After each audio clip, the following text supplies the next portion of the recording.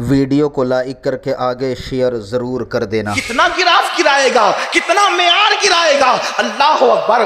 अल्लाह फरमाए कि मैं तेरी 7 पुश्तों को तबाह करूंगा अगर तू झूठी कसम खाएगा। मुसलमानों कुछ ख्याल है कि नहीं अपने बच्चों के मुस्तकबिल का, अपनी औलाद के मुस्तकबिल का, अपने पोता पोती के मुस्तकबिल का। अल्लाह अकबर। तो मेरे आका और हम सब के आका मौला मुस्तफ़ा जान रहमत सल्लल्लाहु अलैहि वसल्लम फरमाते हैं, बेनमाजी उसमें होगा जिसमें पहाड़ भी पिघल जाएंगे और जिससे 5 बार जहन्नम भी पनाह मांगता है, उस वादी में बेनमाजी होगा और हराम लुक्मा खाने वाला। और याद रखिए हराम की मुख्तलिफ शक्लें हैं, जैसे जुआ भी हराम है। आजकल जुआ को बहुत प्रमोट कर रही है हुकूमतें, खास तौर पर जब भी आप तकरीर सुनने जाएं, नाच सुनने जाएं, मोबाइल ओपन करें यूट्यूब की तरफ, तो बहुत जुए की इश्तिहार की जा रही है, लोगों को जुआ में डुबाने की कोशिश की जा रही है, झूठे चेहरे लाए जाते हैं, इसने इतने करोड़ कमाया, उसने उतने करोड़ कमाया। मैंने कहा अगर करोड़ों कमा भी लिया तो तबाह हुआ। हमारे यहां जुआ में जीत गया तो जहन्नम मिले और हार गया तो जहन्नम मिले। आप गौर करें, जिस जुए में जीतने पे भी जहन्नम, और जीतने पे जहन्नम कैसे, जीतने पे तबाही और जहन्नम इस तरह। अगर वो जुआ का जीत लिया तो जो कपड़ा पहना तो कपड़ा नहीं पहना, जहन्नम का लिबास पहना। जब तक वो कपड़ा तेरे बदन पे रहेगा अल्लाह की लानत तुझ पे होगी। जब तक वो कपड़ा तेरे बदन पे रहेगा कोई नमाज कबूल नहीं होगी, कोई दुआ कबूल नहीं होगी। अल्लाह अकबर, अल्लाह अकबर। यहां तक हमारे बुजुर्गों ने लिखा कि अगर वो जुए के पैसे से तूने बनियते सवाब सदका किया तो तेरे ईमान पे भी खतरा है। ये मैं मोहतात अल्फाज में कह रहा हूं, वरना फुका ने बहुत सख्त बात लिखी है जो मैं नहीं कहना चाहता यहां। तेरे ईमान को भी, वरना आप इसके लिए फतावा रज़विया की तरफ रुजू करें तो आपको असल हुक्म मिलेगा, वरना ईमान पर भी खतरा है। अगर आपने बनियते सवाब हराम माल से, जिसका हराम होना कतई और यकीनी आपको मालूम था, क्योंकि आपका माल तो आपको मालूम है कि हराम का है कि हलाल का है। आजकल कुछ लोग कहते हैं नहीं मौलाना इसलिए हराम कमा लेते हैं कि कुछ बेवाओं की परवरिश हमें करनी होती है। हमने कहा बेवाओं की परवरिश करना तुझ पे फर्ज नहीं है, हराम से बचना तुझ पे फर्ज है। ये क्या लोगों ने तरीका निकाल लिया। हमारे इमाम अहले सुन्नत मिसाल देते हैं, हराम माल से सदका देना ऐसे ही है जैसे पेशाब से नापाक कपड़े को धुलना। पेशाब डाल डाल कर नापाक कपड़ा धुलो तो और होना क्या है, उसकी नापाकी और बढ़नी और क्या है।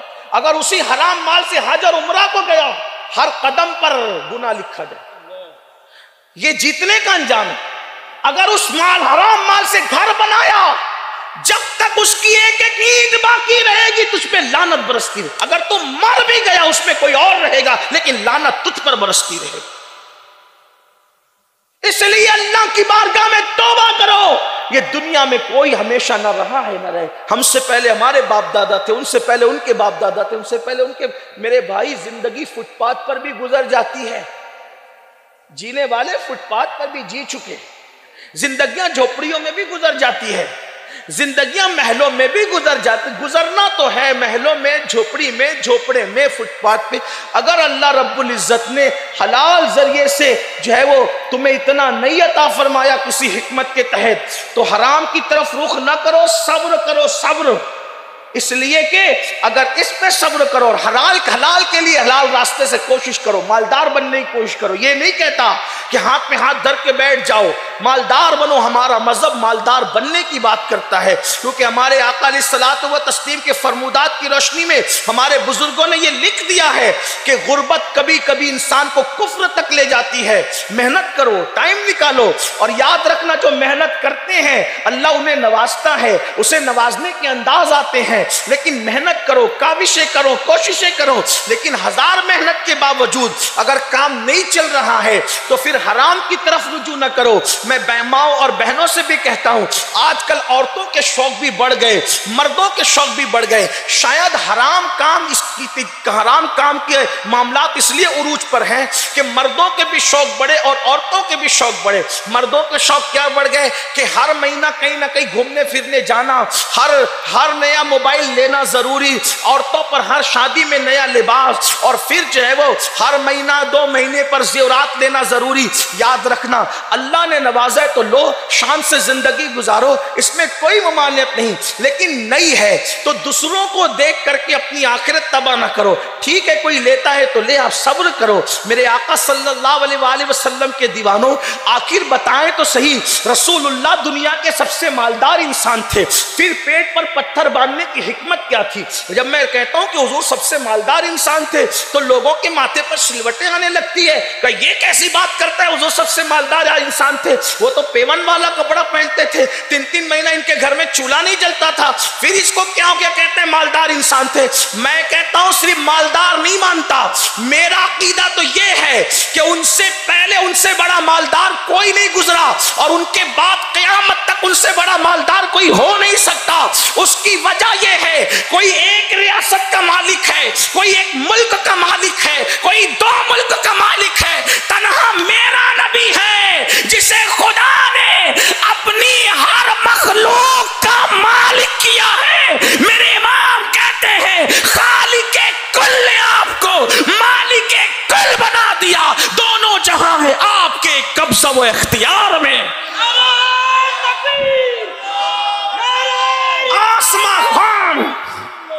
आसमा खान, जमी खान, जमाना मेहमान, साहिबे खाना लक़ब किसका है? तेरा तेरा। मैं तो मालिक ही कहूंगा कि हो मालिक के हबीब, यानी महबूब मुहिब में नहीं मेरा तेरा। कौन देता है देने को मुंह चाहिए, देने वाला है सच्चा हमारा नबी।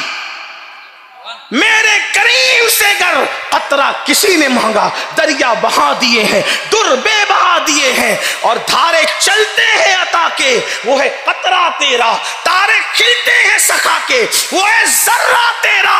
और मालिक कौनैन है, गो पास कुछ रखते नहीं, 2 जहां की नेमतें हैं उनके खाली हाथ में। यहां भी लोग कहते हैं कि देखो खाली हाथ में नेमतें कैसे हो सकती है? वो आला हजरत है बच्चू, आला हजरत। हाँ, उनकी शायरी भी समझना सबकी औकात नहीं। हाँ, ये बात याद रखें, इसलिए कि वो गालिब और इकबाल नहीं है।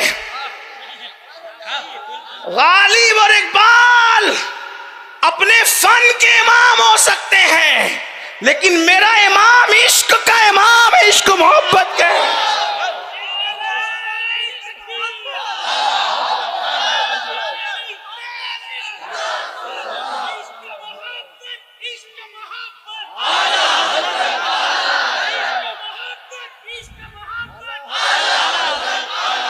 ये खाली मैं थोड़ा बात इसलिए कि लोग इंटरनेट पे घरों के अंधेरे में बैठ कर सुनते हैं तो कई लोगों को तकलीफ ना हो, इसलिए मुझे उनका भी ख्याल रहता है।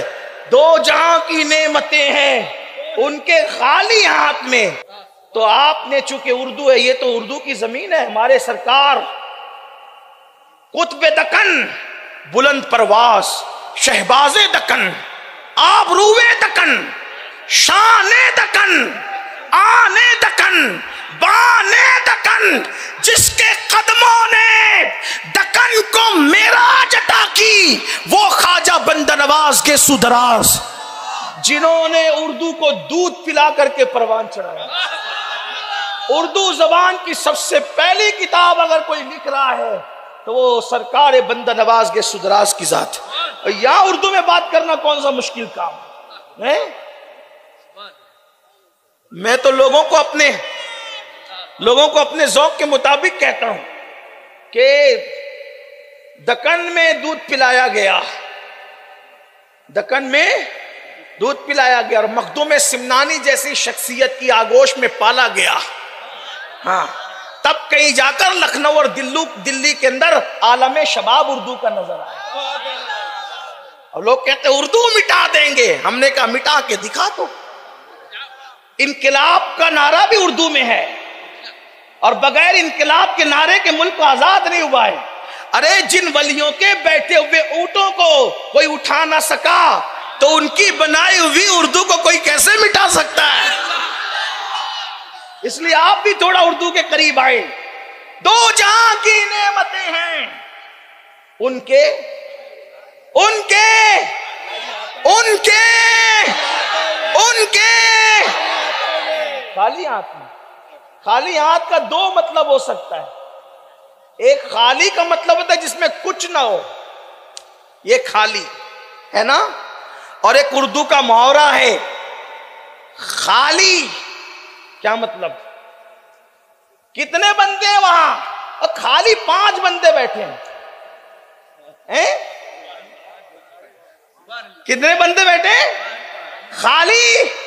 जलसा हो गया तो का मैदान खाली हो गया, मतलब उसमें कुछ नहीं है। और बंदे 5, खाली 5 बैठे, मतलब क्या? सिर्फ 5, छठा कोई नहीं। बात समझ में आती? एक माना खाली का उसमें कुछ नहीं, और एक माना खाली का 5 नहीं मेरे भाई, सिर्फ ओनली, सिर्फ। खाली का एक मतलब क्या होता है? सिर्फ। क्या मतलब?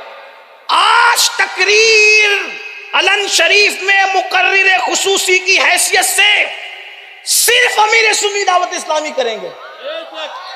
मतलब उसको अगर कान